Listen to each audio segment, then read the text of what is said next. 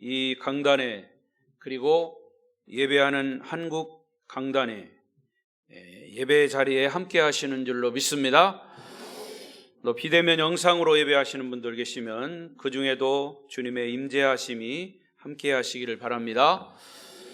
주일 낮에는 요한복음을 계속 설교하고 있습니다. 오늘 말씀의 주제는 믿음은 행동으로 나타나야 합니다. 시작. 믿음은 행동으로 나타나야 합니다. 자, 저는 먼저 여러분에게 이런 질문을 던지고 싶습니다. 여러분은 예수를 믿고 구원받은 자로서, 소위 신자로서 어떤 행동을 하십니까? 다시 말하면 예수 믿는 자로서의 증거가 어떤 행동으로 나타나고 있습니까? 자, 이 질문은 소위 정체성 질문입니다. 당신은 신자입니까? 불신자입니까? 예, 나는 신자입니다. 그러면 당신이 신자라는 것을 무엇으로 증명할 수 있습니까? 라고 물었을 때 나는 신자로서의 믿음의 행동이 보여져야 한다, 그 말입니다. 예수를 믿는 신자들 중에는 신자라고 하는 사실이 알려질 경우에 자기가 받을 손해나 불이익을 생각해서 신자로서의 정체성을 그냥 숨기고 사는 사람들이 있습니다. 굳이 많다고 얘기하지 않겠습니다. 있습니다. 그러나 자기의 이익과 손해를 무릅쓰고라도 자기가 신자임을 행동으로 나타내는 것이 믿는 자로서의 정체성을 확고히 하는 것입니다. 오늘 왜 교회가 이렇게 세상 사람들, 불신자들로부터 이야기에 오르내릴까요?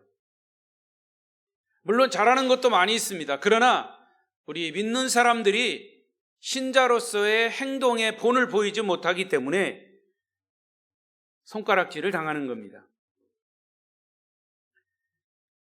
오늘 성경은 예수님이 십자가에 못 박히시고 운명하신 후에 주변이 아주 살벌한 상황에서 예수 믿는 자로서의 정체성을 드러난 사람들을 소개하고 있습니다. 아리마대 사람 요셉과 니고데모입니다. 그러면 먼저 이미 우리가 알고 있는 아리마대 사람 요셉, 그 당시에는요 요셉이라고 하는 이름이 많아가지고 구분을 하기 위해서는 그 앞에 그 사람이 어디 출신이냐 지역을 얘기했습니다. 그래서 아리마대 사람 요셉. 여러분, 우리나라에 아름다운 교회가 많아요.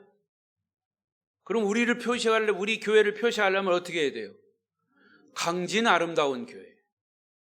재규라고 하는 이름이 많아요. 옛날에 대통령을 쏴 죽인 사람도 재규요. 근데 그 사람은 김씨고 나는 박씨고. 왜 그렇게 구분하는 거예요? 대전에 가면 똑같은 저와 똑같이 이름이 박재규 목사가 있어요. 제 후배죠. 구분이 안 돼요.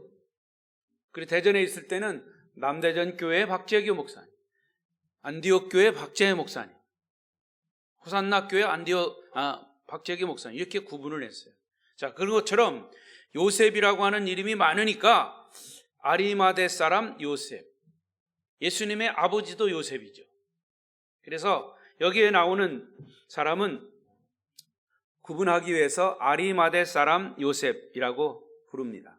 근데 이 아리마대라고 하는 지역은 이스라엘 북서쪽, 서북쪽 약 100km쯤 떨어져 있는 작은 마을입니다. 라마다임 소빔, 이름도 참 어렵네요. 라마다임 소빔이라고 하는 원래 그 이름이에요. 구약 성경에 나오는 사무엘 선지자의 고향이 바로 이 아리마대입니다. 라마다 소빔. 아리마다 이 요셉은 예수님의 제자였습니다. 물론 12제자에 들어가지는 않습니다. 예수를 믿는 신자를 통틀어서 제자라고 했죠.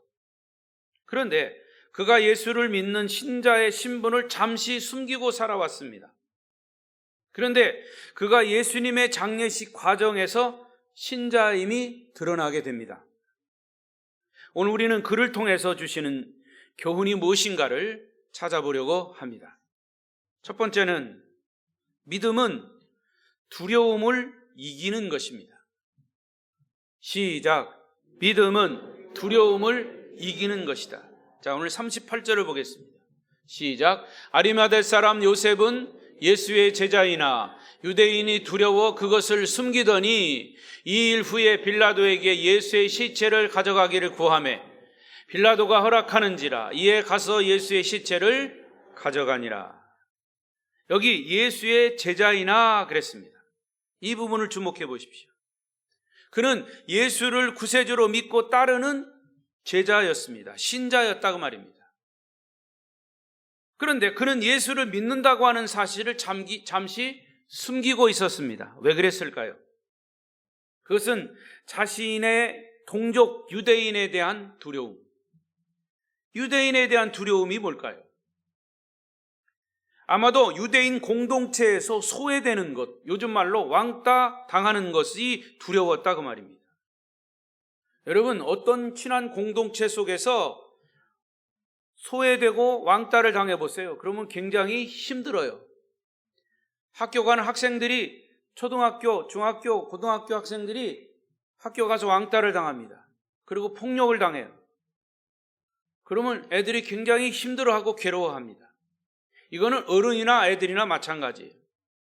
유대인 공동체 속에서 유대인에게 소외된다고 하는 것은 굉장히 두려운 일이에요.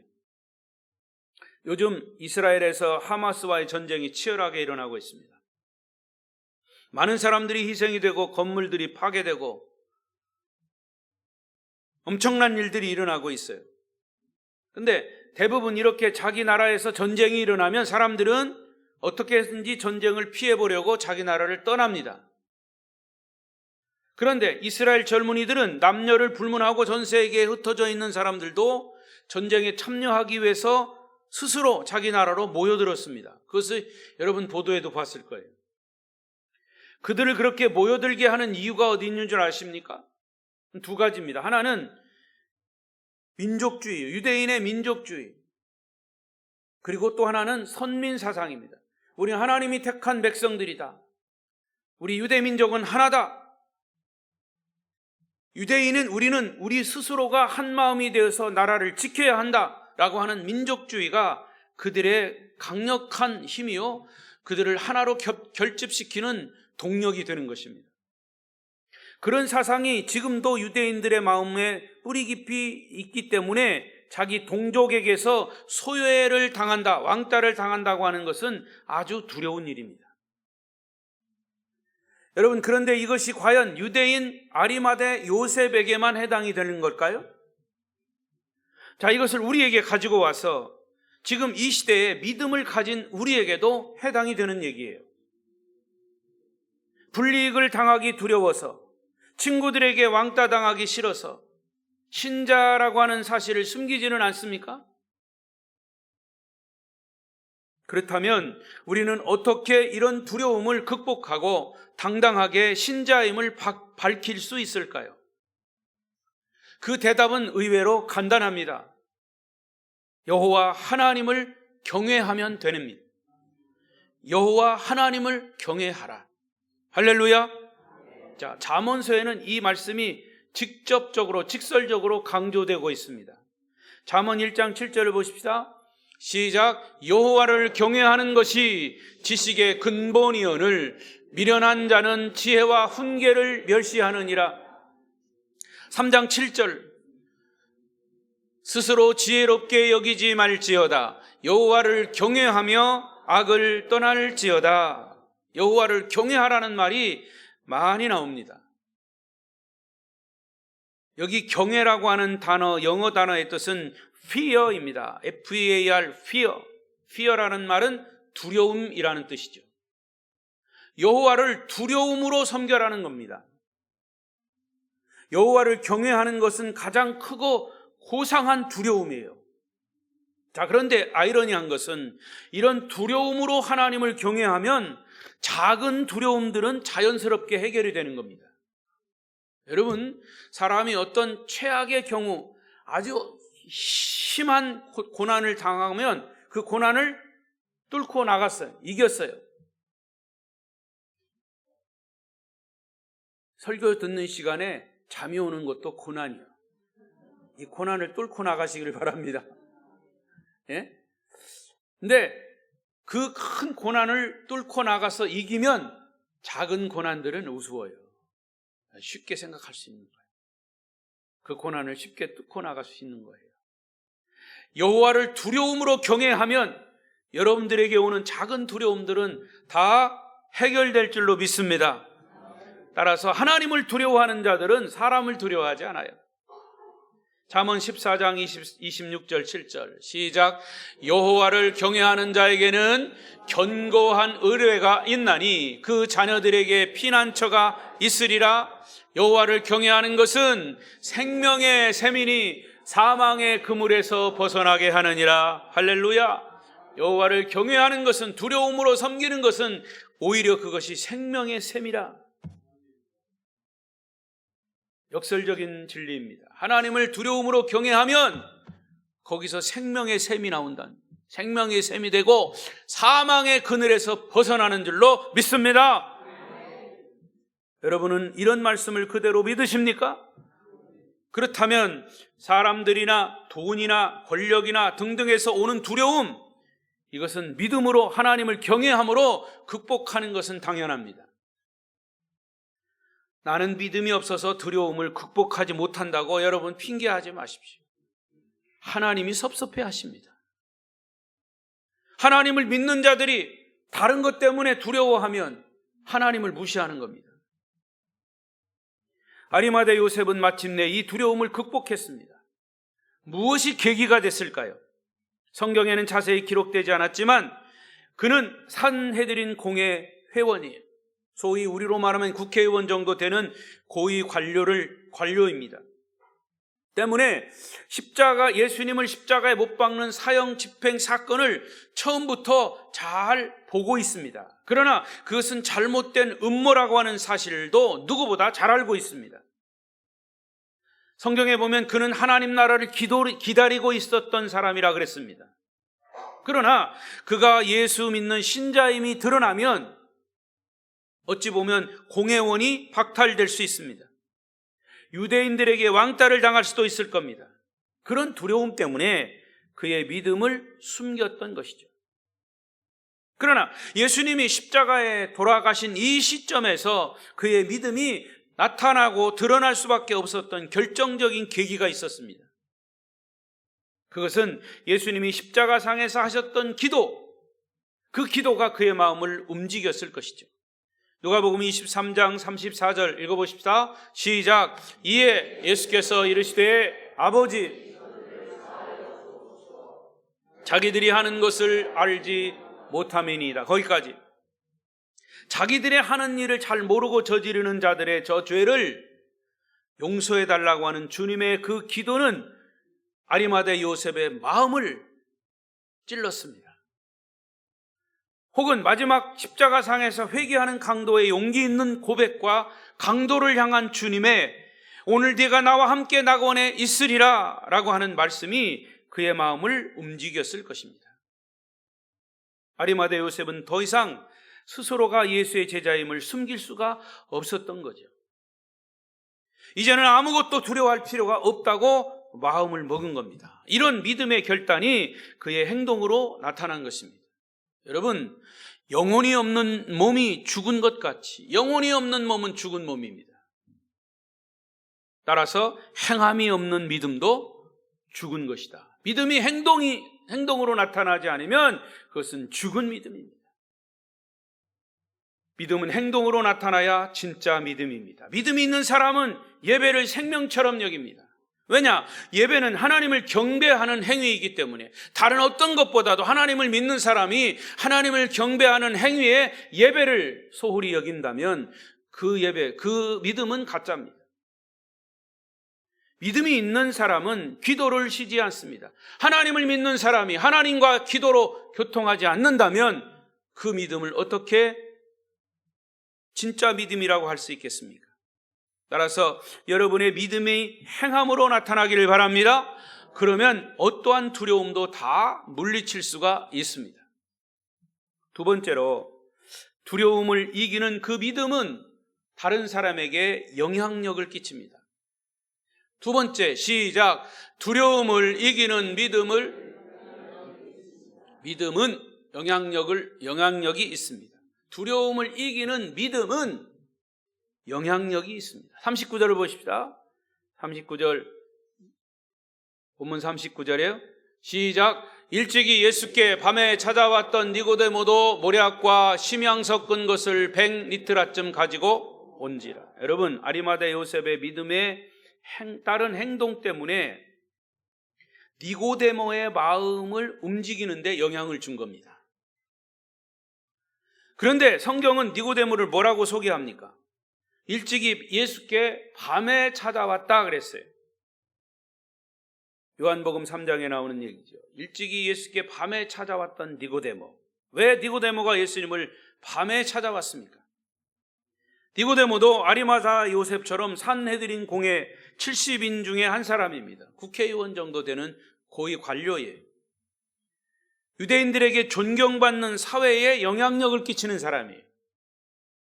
그는 이러한 자신의 사회적 지위와 체면을 인식한 나머지 예수님을 낮에 찾아오지 못하고 밤에 찾아왔습니다. 그리고 주님과 대화를 나누죠. 어떤 대화입니까? 거듭남의 진리를 주님과 나누는 가운데, 예수를 믿고 구원받는 것이 거듭나는 것이구나, 그것을 깨달았습니다. 그날 밤 예수님이 구세주이신 것을 믿고 돌아간 니고데모, 주님의 제자였습니다. 자, 그런데 그날 이후로 자신이 예수 믿는 제자 된 것을 공개적으로 밝히지 못하고 살아왔습니다. 그것을 어떻게 알 수 있습니까? 그의 믿음의 결단이 비로소 지금 예수님이 십자가에 죽으시는 지금 행동으로 나타났기 때문에 그동안에는 숨기고 살았다 그 말이에요. 마가복음 15장 43절 읽겠습니다. 시작. 마리마대 사람 요셉이 와서 당돌이 빌라도에게 들어가 예수의 시체를 달라 하니 이 사람은 존경받는 공회원이요 하나님 나라를 기다리는 자라. 지금 예수님이 십자가에 못 박혀 죽는 살벌한 상황에서 아리마대 요셉이 빌라도 총독에게 예수의 시체를 달라고 하는 이 당돌한 요구는 믿음을 가진 사람이 아니고서는 할 수 없는 행동이에요. 그 행동은 오히려 아리마대 요셉이 죽을 수도 있는 그런 행동이에요. 그런데 그런 모습을 누가 지켜봤느냐? 니고데모가 지켜본 겁니다. 이 사실을 보고 니고데모는 엄청난 충격을 받지 않을 수가 없었습니다. 결국 아리마대 요셉의 그 믿음의 행동이 니고데모에게 영향을 끼친 겁니다. 성경적으로 보면 선한 영향력이에요. 오늘 본문 39절을 다시 보겠습니다. 39절 시작. 일찍이 예수께 밤에 찾아왔던 니고데모도 모략과 침향 섞은 것을 100리트라쯤 가지고 온지라. 여러분, 신자가 믿음을 가졌다면 다른 사람에게 영향을 끼쳐야 합니다. 여러분은 일터에서 그리스도인이라고 하는 것을 공개하십니까? 직장 동료들과 식사할 때 감사 기도는 하고 잡수십니까? 혹시 속으로만 아멘 한다든지 눈만 끔뻑끔뻑하고 기도하는 신용만 내지는 않습니까? 어떤 분 그런데요. 밥상 앞에다 놓고 기도한 거예요. 조는 사람 못 봐. 다시 한번 해볼까요? 그런 공개적인 기도가 부담스럽다면 어떻게 불신자 동료에게 전도할 수 있을까요? 여러분 자신이 그리스도인인 것이 알려지면 신자답게 더 정직하고 책임감 있게 살아갈 부담이 생기는 것은 당연합니다. 내가 신자라는 사실을 알리지 않은 채 이웃에게 믿음의 선한 영향력을 끼치기는 쉽지 않아요. 내 믿음이 공개되는 것은 부담스럽지만 그것은 동시에 전도할 수 있는 기회이기도 한 것이죠. 저는 운전을 하면서 가끔 보는 광경입니다. 여러분도 그런 경험을 할지 몰라요. 봉고차에 교회 이름이 버젓이 붙어 있습니다. 그런데도 아주 과감하게 신호 위반을 합니다. 아주 용감하게 끼어들기를 합니다. 그러면 그런 모습을 보고 다른 차의 운전수는 교회 차에 대고 아주 쌍욕을 퍼붓습니다. 그렇게 신호 위반하려면 차라리 교회 이름을 붙이지나 말지. 그래서 우리 교회 봉고차에다가 그 이름을 안 붙였는지는 나는 잘 모르겠어요. 그건 아니겠지만 교회 이름에 따른 책임을 지라 그 말입니다. 교통신호를 철저히 지킨다든지 다른 운전자에게 양보를 하고 예절을 잘 지킨다면 그것은 곧바로 선한 영향력을 끼치게 되는 겁니다. 어떤 식당에 가보면 교회에 성구를 붙여놨습니다. 식당 운영하는 사람이 교인이라고 하는 표시죠. 그럴수록 그 식당은 더 친절하고 더 정직하고 더 좋은 음식으로 서비스를 한다면 과연 그리스도인이 운영하는 식당은 다르구나 라고 소문이 날 겁니다. 이 소문이 잘 나면 소문난 교인 식당은 더 잘 될 겁니다. 죽으라고 아멘은 안 하시네. 소문난 교인 식당은 잘 될 거예요. 선한 영향력을 끼치기 때문에. 아리마다 요셉의 믿음의 행동은 자기 동료 의원인 니고데모에게 두려움을 이기는 선한 영향력을 끼친 결과를 가져온 것입니다. 아름다운 교회 성도들의 믿음의 행동 때문에 여러분의 이웃이 선한 영향을 받기를 축복합니다. 그리고 그 영향력은 어떤 두려움도 이기게 할 것입니다. 세 번째로 두려움을 극복한 이 두 사람의 믿음의 행동은 헌신으로 이어졌습니다. 자, 세 번째 시작. 두려움을 극복한 믿음의 행동은 헌신으로 이어졌다. 자, 먼저 니고데모가 드린 헌신을 봅니다. 39절의 말씀처럼 일찍이 예수께 밤에 찾아왔던 니고데모도 몰약과 침향 섞은 것을 100리트라쯤 가지고 온지라. 니고데모는 몰약과 침향 섞은 것 100리트라. 몰약과 침향, 이거는요 향료입니다. 향료. 유대인들의 장례 풍습은 애굽 사람들과 달라서 시체를 미라로 만들거나 방부제를 처리하지 않습니다. 유대인들은 시신을 깨끗하게 씻은 다음에 향료나 향유를 묻힌, 그러니까 향유를 묻힌 천을 가지고 시신을 쌉니다. 이것은 특히 귀한 신분의 사람, 왕이나 랍비들에게 행하는 풍습이에요. 그래서 니고데모는 예수님께 몰약과 침향 섞은 향료 100리트라, 100리트라면 약 327g이에요. 327g, 양이 그렇게 많지도 않아요. 그런데 이 몰약과 침향 섞은 향료 300g이 넘는 양이면 값으로 계산하면 엄청나게 비쌀 뿐만 아니라 그때는 이 향을 잘 구입할 수도 없는 거예요. 그렇기 때문에 니고데모는 이제라도 최선을 다해서 주님께 헌신함으로 자신에게 복음을 전해주신 주님에 대한 예의를 표하고 싶었던 거죠. 진정한 헌신이죠. 여러분, 예수 그리스도를 통해서 구원받아 하나님의 백성이 되었다면 어떤 믿음의 행동으로 헌신하고 싶으십니까? 자, 그리고 아리마대 요셉은 어떤 헌신했습니까? 41절을 보십시다.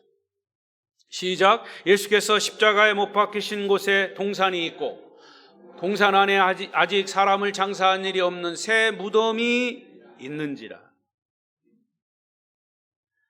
같은 내용의 마태복음 27장 60절에 보면 바위 위에 판 자기 새 무덤에 넣어두고 큰 돌을 굴려 무덤문에 놓고 가니. 아리마대 요셉은 자기의 새 무덤을 주님의 시신을 모시기 위해서 드렸습니다. 우리도 이런 장례 문화가 있죠. 그래서 무덤을 요즘은 뭐 납골당이라든가 요즘 그전처럼 뭐 이렇게 매장을 하지 않았어요. 다 이제 거의 이 불에 태워서 화장하고 납골 혹은 뭐 뿌리기로 하고 그렇게 합니다. 그러나 이 유대인들의 장례 의식은 돌을 파요. 동굴을 파요. 돌무덤. 동굴을 파서 거기에 시신을 안치하고 지금 얘기하는 것처럼 향료를 묻힌 이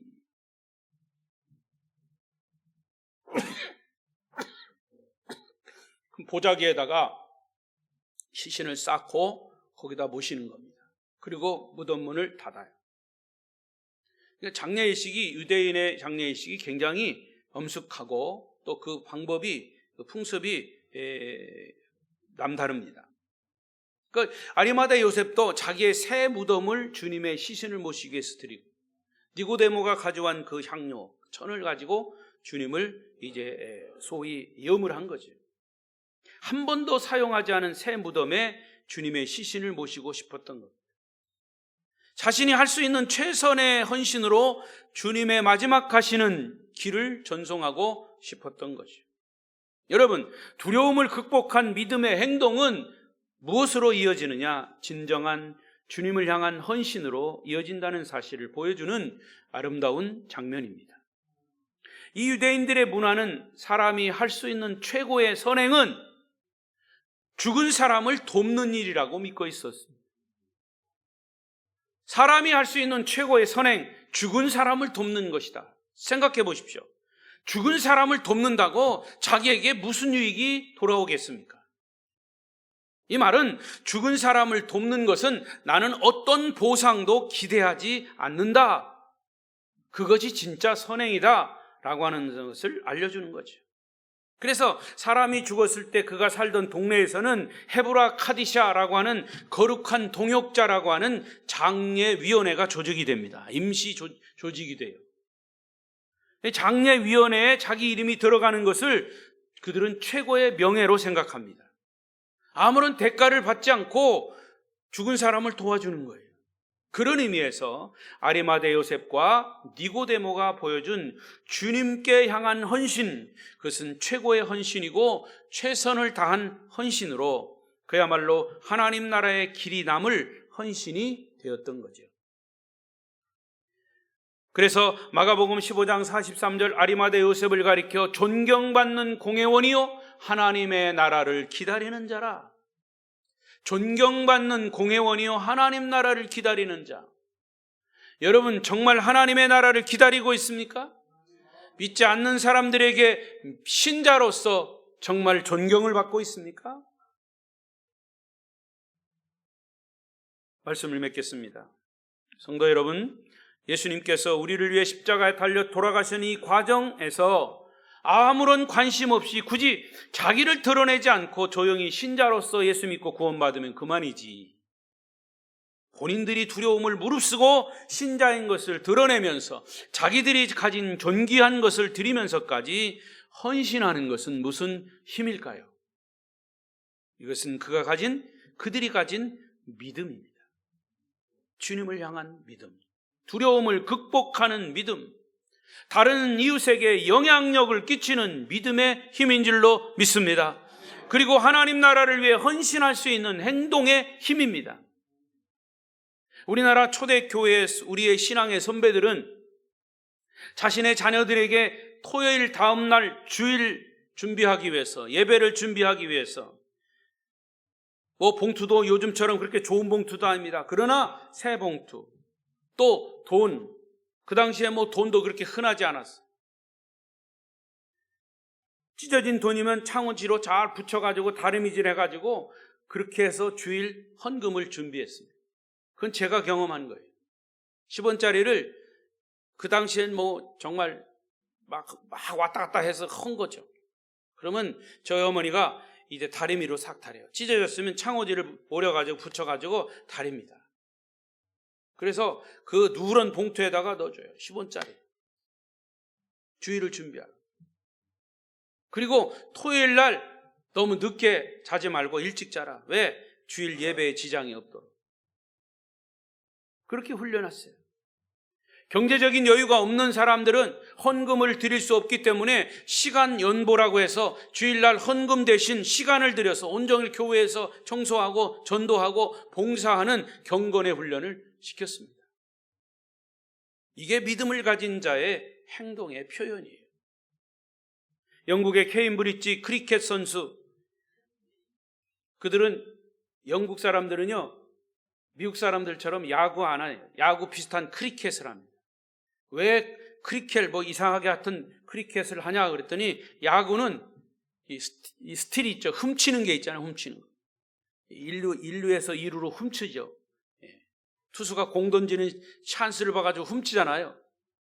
근데 영국 사람들은 신사이기 때문에 우리는 훔치는 운동 안 하겠다. 그래가지고 그들은 야구 안 합니다. 그 야구 대신 크리켓이라고 하는 것을 해요. 굉장합니다. 미국의 야구 선수처럼 영국도 이 크리켓 선수를 굉장히 영웅으로 취급합니다. 근데 C.T. 스터드라고 하는 영국 크리켓 최우수 선수였습니다. 영국 국민들의 촉망을 한 몸에 받았을 뿐만 아니라 그는 장래를 보장받는 사람이었습니다. 그런데 그가 학교를 졸업하고 거금의 스카우트 제의를 거부하고 중국 선교사를 자원했습니다. 그때 영국 국민들은 막 경악을 금치 못했습니다. 예수를 믿는다고 그렇게까지 희생할 필요가 있느냐? 너무 안타까운 일이다. 언론에서조차 그의 믿음을 무시하는 보도를 했어요. 그러나 그가 남긴 신앙 고백이 많은 영국 사람들, 그리스도인들에게, 후대의 많은 그리스도인들에게 감동을 주고 있습니다. 이 크리켓 선수가 남긴 이 고백이 뭐냐? 예수님이 정말 하나님이시고 그가 나를 위해 죽으신 것이 사실이라면 내가 그를 위해 드리는 어떤 희생도 지나친 것이 아니다. 아멘. 예수님이 정말 하나님이시고 그가 나를 위해 죽으신 것이 사실이라면 내가 그를 위해서 드리는 어떤 희생도 나는 지나치지 않다. 예수 그리스도를 위한 최고의 헌신, 예수 그리스도를 위한 최선의 헌신으로 여러분의 믿음을 행동으로 나타내시기를 바랍니다. 그래서 하나님 나라를 기다리는 주인공으로 서시기를 바랍니다. 그래서 하나님의 마음을 기쁘게 해드리고 하나님의 마음을 시원케 해드리는 우리 아름다운 교회 성도들이 되시기를 축복합니다. 기도하십시다.